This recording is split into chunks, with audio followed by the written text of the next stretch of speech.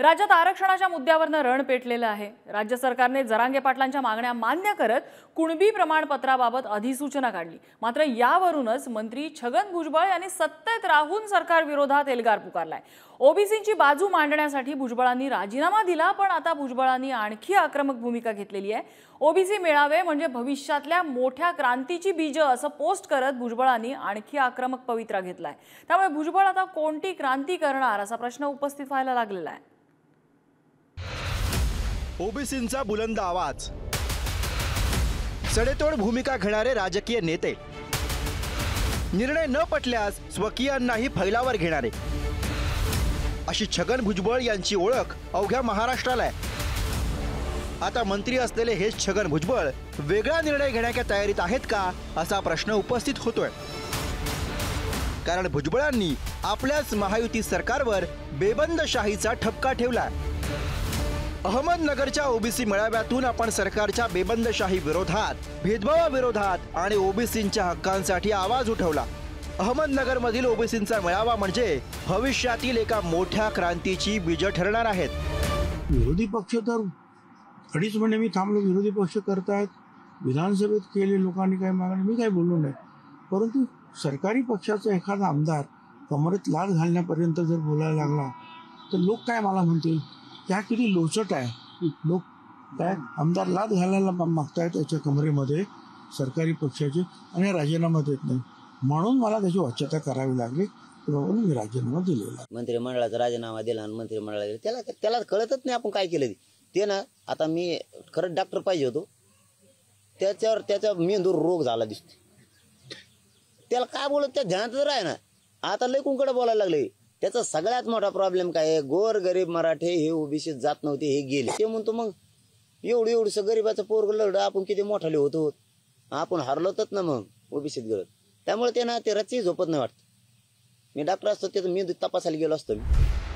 ओबीसींमधूनच मराठा समाजाला आरक्षण मिळावं या मागणीवरती जरांगे पाटील ठाम आहेत। त्याच पार्श्वभूमीवर सरकारनं अधिसूचना काढत सगळे सोयऱ्यांना कुणबी प्रमाणपत्र देण्याचं मान्य केलं। पण या विरोधात छगन भुजबळांनी आक्रमक भूमिका घेतली। ओबीसी समाजाची नव्यानं मोठ बांधण्यास सुरुवात केली। तसंच अहमदनगरमधील ओबीसींचा मेळावा भविष्यातील एका मोठ्या क्रांतीची बीज ठरणार आहे असं भुजबळांनी म्हटलं। त्यामुळे ते ओबीसींचा नवा पक्ष काढणार का असा सवाल उपस्थित होतोय। आरक्षणाच्या मुद्द्यावर आपल्याच सरकार विरोधात भुजबळांची उघड नाराजी। 16 नोव्हेंबरला मंत्रिपदाचा राजीनामा मुख्यमंत्र्यांकडे सुपूर्द। मुख्यमंत्री आणि उपमुख्यमंत्र्यांच्या विनंतीनंतरही राजीनामा मागे नाही। राजीनामा मागे न घेतल्यास सरकार विरोधात असहकार पुकारणार का? सातत्यानं टीका करत मुख्यमंत्र्यांना कारवाईचा निर्णय भाग पाडणार का? आरक्षणाचा अध्यादेश निघाल्यास अजित पवारांच्या राष्ट्रवादीतनं बाहेर पडणार का? ओबीसींचा स्वतंत्र पक्ष काढणार का की भाजपमध्ये जाणार? त्यांच्या राजीनाम्याचा कागदही मी बघितला नाही, त्याच्यावर कोणी चर्चाही केली नाही। मला वाटतं की कधी कधी त्यांनी भावनेच्या ओघामध्ये राजीनामा दिला, एवढी तुम्हाला माहिती दिली, पण त्याच्यानंतर तुम्ही इतके गंभीर झाले की आता त्या राजीनाम्याच्या पत्राबद्दल ते विसरलेत। पण मात्र तुम्ही एवढे गंभीर होऊन ते आठवणीत ठेवला आहात, मला वाटतं तुम्हीही विसरून जाणं याच्यातच राज्याचं हित आहे। भुजबळ साहेबांवरती वारंवार जे आरोप केल्या जात होते, चुकीचे आरोप केल्या जात होते मी म्हणेल, त्याला कुठंतरी उत्तर देणं हे त्यांना आवश्यक वाटलं आणि समाजाच्या संविधानिक हिताचं रक्षण करणं त्यांना आवश्यक वाटलं। याकरिता म्हणून मला माझी बाजू मांडण्याची परवानगी द्यावी, अन्यथा माझा राजीनामा स्वीकृत करावा, या भूमिकेतून त्यांनी तो राजीनामा दिला असावा। भुजबळ साहेबांचा राजीनामा स्वीकारण्याचं कुठल्याही प्रकारचं कारण नाही आहे। तसं धाडस सरकारने करू नये आणि तसा प्रयत्नही सरकारने करू नये, अन्यथा या महाराष्ट्रातील संपूर्ण ओबीसी समाज रस्त्यावरती येऊन भुजबळ साहेबांचं संरक्षण करेल। मनोज जरांगेंच्या लढ्यापुढे राज्य सरकारनेही नमतं घेत 2 पावलं मागे घेतली आहेत। पण छगन भुजबळ काही मागे हटण्याच्या भूमिकेत दिसत नाहीयेत। ज्या काळात बाळासाहेब ठाकरेंचा शब्द मोडण्याची लोकांमध्ये हिंमत नव्हती, त्या काळात भुजबळांनी ओबीसींच्या मुद्द्यावरती शिवसेनेलाच आव्हान दिलं होतं। शिवसेनेकडनं 2 वेळा त्यांनी मुंबईचं महापौर पद भूषवलं. 1985 सालच्या विधानसभा निवडणुकीत पहिल्यांदाच आमदार झाले. मंडल आयोगाला शिवसेनेनं विरोध केल्यानं भुजबळ दुखावले गेले.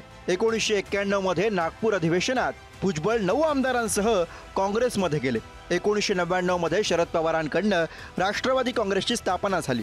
भुजबळांचा पवारांना साथ देण्याचा निर्णय झाला. 2023 मध्ये शरद पवारांची साथ सोडत अजित पवारांच्या गटात गेले.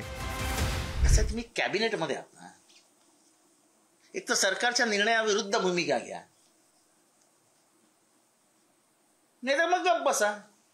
तुम्ही सरकार विरुद्ध मध्ये राहणार, सगळे सुखसोयी उपलब्ध झाल्या त्या उपभोगणार आणि परत जाऊन तिथे भडकवा भडकवी करणार. घर तुमचं नाही जळणार, घर गावातल्या गरीब लोकांची घरं जळणार आहेत. पण ही जी आग पेटवली जाते समाजामध्ये मराठा विरुद्ध ओबीसी, याचे प्रचंड परिणाम वर्षानुवर्ष समाजाला भोगावे लागतात. छगन भुजबळांना एका पक्षाने सोडलेलंच आहे, ताबडतोब कळतं. लोक काय वेळ आहेत का?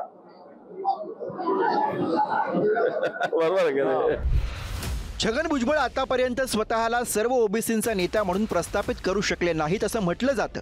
पण आता मराठा आरक्षणाच्या निमित्तानं भुजबळांना ओबीसींचा नेता होण्याची संधी चालून आल्याचं मानलं जातंय. कारण यापूर्वी संपूर्ण ओबीसी समाजात प्रत्येक जातनिहाय नेते होते. पण आता हे सर्व एकत्र येऊन संघर्ष करत असल्याचं पहिल्यांदाच घडतंय.